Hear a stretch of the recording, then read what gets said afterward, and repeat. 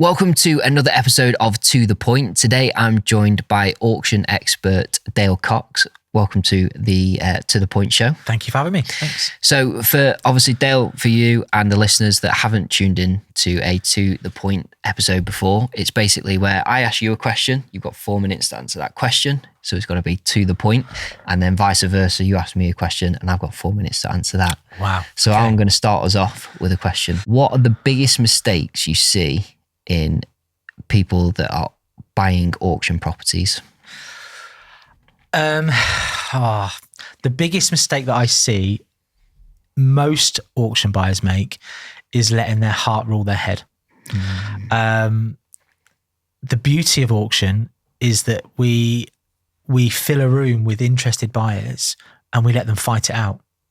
It's as simple as that. Now, and I always use this as a great example. The majority of people that have the ability to buy auction, be it cash or a lending fund or continue purchases and successful property people, they are there because of one thing, and that's because they're successful at life. If they've got the cash, I mean, unless you've won the lottery, that's great, but they're there because they're hardworking and they're successful. If they're hardworking and successful, they're competitive. And once you get people in an auction room bidding against each other, that competitive nature takes over. And that is probably where people get their downfall from, because they set themselves a limit that they want to go to. They see other people there. They see other people that little bit above them, and that competitive nature takes over. And then they go that little bit further. And we hear it every single auction. Oh, wasn't going to go that high. Wasn't going to go that high. And they've gone 10, 15, 20% above where they thought they were going to be. And that competitive nature takes over. There are other things that people do forget when buying at auction. You'll get fed up of any auctioneer or TV program saying it, but not reading that legal pack. It's imperative that you read that legal pack. I genuinely feel that people that don't really read legal packs, sounds bad and I'll probably get shot for saying this, but deserve to fail. Yeah. It really does, because it's the golden rule. And they're not long-winded. You don't really need to be a huge legal expert, although definitely get legal advice on reading them if you need to. But look through them. You'll be able to see fees, title deeds, all those things in there. But yeah, if you can, get somebody to read over it, because I've seen in many times where people haven't, and they've bid way too far because they think it's a great property and it's market led, and they think they're getting it for maybe 10, 20 grand cheaper than what it should be, 10% cheaper what it should be, but they don't realize that there may be a charge on the property. Never through, and I must add, that's not through us, that's through other auctioneers. I've seen this happen. And I get clients coming to me saying, I bought this property and I didn't know that there was a 20 grand fee incurred into selling, buying it.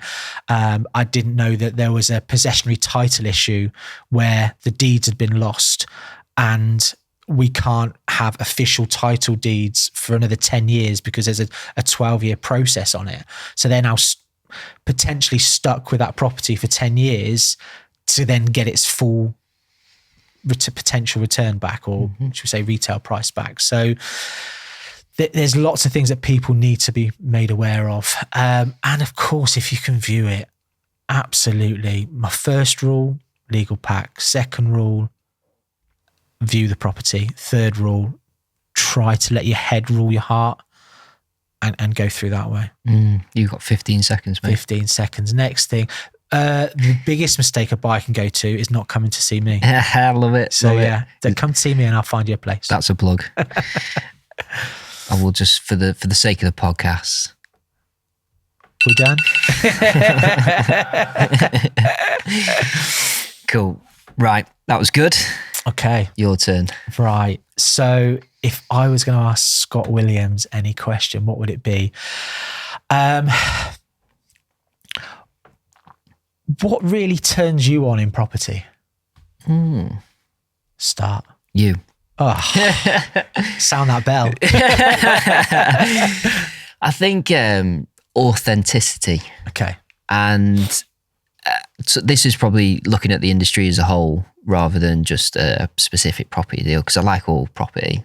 I've got a passion for property, if you want to say that. But I think as an industry, I think we lack a lot of genuineness. And I think that a lot of the guests that I try and get on here, including yourself, I think are genuine people that are trying to, have a good career in property. And I think it lacks, particularly on the social media front. It lacks on the sort of, I suppose, networking front, what people are saying versus what's actually going on in the background. People make it sound glamorizing, all these stood in front of Lamborghinis and stuff like that. Rented ones. Yeah, exactly. Which is nothing wrong with that, but, if you're using that for marketing tactics and you've got 10 grand's worth of credit card debt, and you're doing that sort of thing, then you've got to question your incentives behind that. So I think the industry just lacks a lot of authenticity, and I want to see more of that from the industry. So that turns me on, I guess, when I see people that are genuine, that when they're, I suppose, presenting a deal. One example really sort of stands out, and a reason that I had him speak at the Birmingham show was Dan Kennedy, who said he's doing all these big deals, but he's got a JV partner. And a lot of people avoid that. Admitting it. Yeah. That I've got a JV partner. And to be honest with you, I think it's harder to sometimes get a JV partner than just do a project on your own. You find one you trust. Exactly. So I think people try and seem like they're doing more. They might own 10% of a project, but the way that they bring it across on social media, it's as if they own 100% of it. But actually, when you dig deeper, they're only a very small minority shareholder, which, is fine if you invest in it or whatever. But if you're presenting it as your deal and you are the investor on this deal, I think it's bad practice, I think. So, yeah, I'm bashing my face up here, trying to just kill a bit more time. But I think, the whole point around, that being authentic piece, I think it's lacking. And when I see that in the industry, it's good. But I think, from a deal perspective, I guess anything that makes 20% and above margin, that's I'm all for that. A good bungalow. I'm in the process of buying a bungalow at the moment.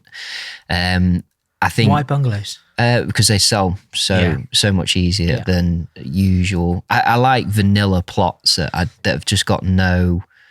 I've sold a lot of houses that kind of are a bit quirky because you can get them cheaper, or they don't tick all the boxes, and there's always that kind of, this is an issue, but if you make the house really great, hopefully people will look past that. Whereas like often bungalows they tick so many boxes for all the right reasons. So many available via probate.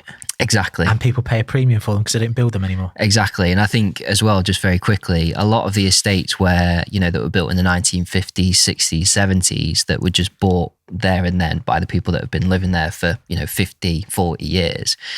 A lot of them, unfortunately, now are starting to pass away. So the quality of stock that's available to purchase is often not amazing. But if you're able to bring it up to a good standard, typically you're going to be the one that, is the only property of that standard on that estate, within probably 5% of other properties there that are often lived in already. So you usually get a premium for that type of property as well. And your buying target market is normally 50 to 60. I beat that for you. Killed the last minute. Yeah. Thanks for that, Dale. Right. So next question. Okay. What is the most exciting lot that you've ever sold, and why? At auction or in my career? Auction. Okay. For me, it's not about the lot. It's about the individual person. Mm-hmm. And I'm going to go really boring in terms of the lot here. But there was one gentleman, he was 82 years old, and his brother had passed away. God, I'm getting emotional just thinking about this now. But his older brother was 2 years older than him. We won't name names, but this gentleman was 82 and his brother was 85, so a little bit than 2.5 years between the two of them. And they had mirror wills, no wives, no children. And their mirror wills were whatever cash they had in the bank would go to the church, and then the brother would receive the property based on it being £100,000. And he said to me, as I helped him clear the house out and get everything into his little Volvo on the initial valuation, he said, as long as I get the £100,000 that my brother wanted, I don't care. You can go tomorrow. And I was sat there and I was thinking, this is worth more than that. At auction, I'm going to get him at least 140,000. No, I'm probably going to get him 140, at least 120, at least every day of the week. And then I started thinking to myself, should I buy it myself at £100,000? And it was just before Christmas. And again, I went home and said to my wife, shall we borrow against the houses and buy this? It's a good deal. I can make some quick money. But my integrity just kept seeing this little old man's face, and that him and his brother have had this plan for years, and that some of the money was going to church, and then he was just getting this house. And then as I got to know him, he'd got a pen friend in Barcelona that he'd been writing to for 60 years, 65 years. And with the money, he was going to go and buy a place over there and just buy a little flat. He'd seen a little flat for 60 grand. And he was just going to use the rest of the money to travel to and from. Bear in mind, this guy's 82 years old. He's 83 now. I just felt that I couldn't do it.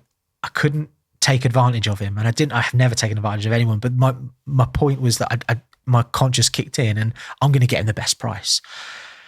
And going to auction was the best thing we ever did for him. We had so many pre-auction offers ranging from 80 to 130,000 pounds.